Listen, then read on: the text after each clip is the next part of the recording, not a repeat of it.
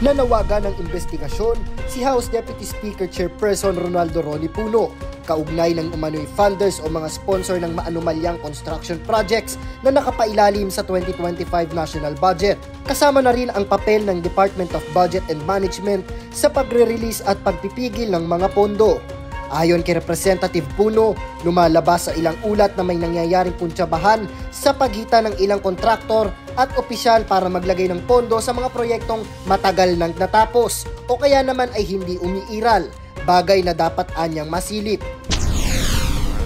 But tignan natin dapat kasi talaga yan. Dapat ang mapagbabawal, kung gagawa tayo ng mga panukalang pagbabago sa ating mga procedure dyan sa budgeting is pigilin natin yung parking of funds, pigilin natin yung improper transferring of all funds, no?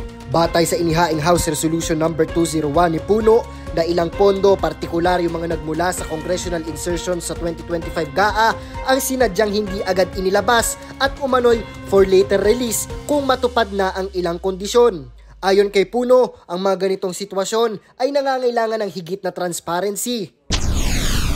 Kasi mas maraming mga matatalino ngayon na nakaisip ng kung anong paraan Gaya niyan, sa tingin ko yung ginagawa sa amin, yung kinakarambola yung aming National Expenditure Program. Kasi binawasan kami lahat Like ako, binawasan kami ng about 40% of what was our budget compared to last year. But kung titignan mo yung total, halos hindi nagbabago So napunta ngayon. Naghayag naman ang mambabata sa kautusan ni Pangulong Ferdinand R. Marcos Jr. na magsagawa ng lifestyle check sa mga opisyal ng gobyerno.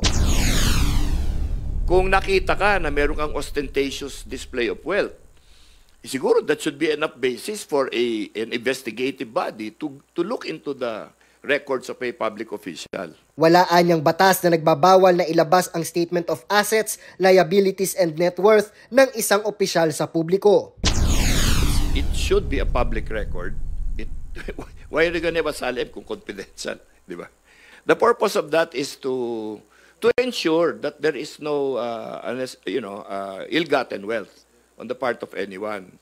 Para sa totoong balita sa Bagong Pilipinas, Jap Regala, Congress News.